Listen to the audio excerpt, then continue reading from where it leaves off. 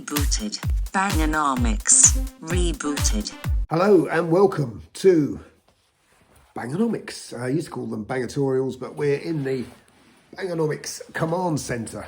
I'd like to welcome a lot of new people who've turned up recently, and it's thank you to Jeff Buys Cars who sort of suggested that I should be doing these. So that's what I'm going to be doing more of, and actually I'm going to be doing a Jeff specific one. Hopefully it's an amusing little thing in the next few days. But first of all, I'm here to talk at you, and I will be doing this every day, whether you like it or not. So I'd be grateful if you came along. They're only going to last a few minutes, but it's my opinion on what's going on in the car market and stuff like that. But first of all, let's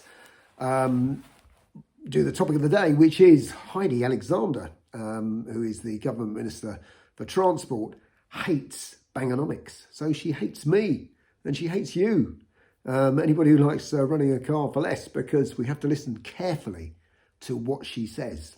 I don't have an electric car, Laura, but I'm a lot like, millions of people in this country who I bought a new car about 6 years ago. I'm thinking about the next that I will purchase, and it will definitely be an electric vehicle. I'm not in the habit of changing my car on a yearly basis, expensive as it is.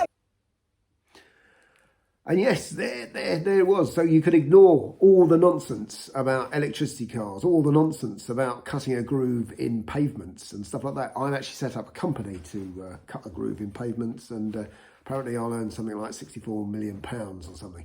But no, ignore all that. What she said was she bought a brand new car. That is nothing wrong with that. People can buy a brand new car. But after 6 years, she's going to buy another one. She's going to change it for something else. Now, 6 years old. I don't know about you. I think most of the people watching this, have you owned a car that was less than 6 years old? I actually don't think I ever have at all. No. All my cars have been sort of quite old and crusty, apart from when I had jobs where people gave me a car or loaned me a car or whatever. All my cars are fairly fruity old things, and that's fine. Which is great, but Heidi hasn't realised that the most cost-effective thing you can ever do, the best thing for the environment anybody can ever do, is to run an older car. And maybe we should write to our MPs and remind them of this, because all they want to do is change what we're what we're driving half the time to something else. But yeah. So what she said is she's looking at changing her car, and I don't think she should be doing that. I think we should be saying to her, in these credit crunch 20 billion black hole times, if we want to save money, we should be making our older cars go further. I think she'd be quite pleased with that sort of message. Personally, what have I got? My most recent car is in its 25th year, so it'll be 25 years old.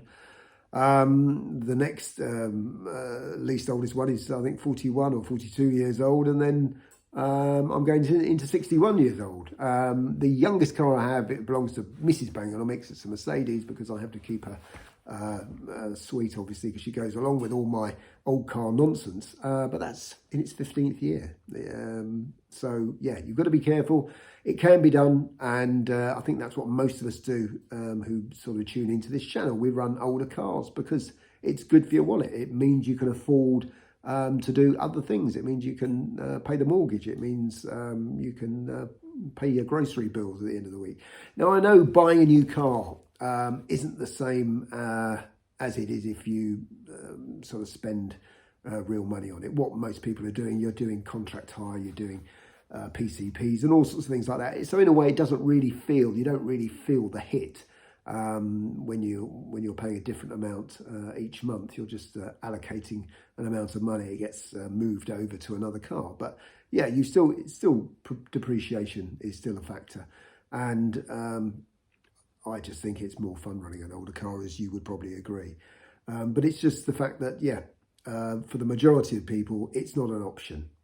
They have to run an older car because that's all they can afford to do. So Bangernomics is the way forward. And this is what we have to tell our politicians. What they have to do is pay more attention to keeping older cars running, because in a way that's keeping what we have here, it's what's left of the British car industry, really, is local people fixing your local cars. So yeah, don't go and buy something Chinese and electrical, just buy an old car from Europe or Japan, and it'll run forever. Because 6 years old, I mean, you know, a Toyota is just about running, isn't it, really? And that's the case for many cars these days. They'll last 20 years easily, a lot of them, if they're looked after. And maybe we'll run through ones that we should have. And maybe we should send suggestions, please, in the comments, what car Heidi should buy. She needs a largish car. If you'd like to suggest what car Heidi should drive, and then send it to her, but I'd like to see which one it is, and maybe we can do another video on that, on suggestions you made for Heidi's next car.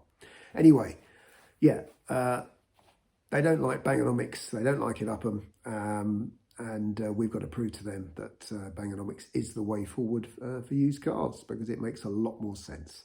Anyway, thanks very much for watching. Like and subscribe and all that sort of stuff, and I'll be back tomorrow with another barrel of nonsense. Thanks for watching. Bye-bye.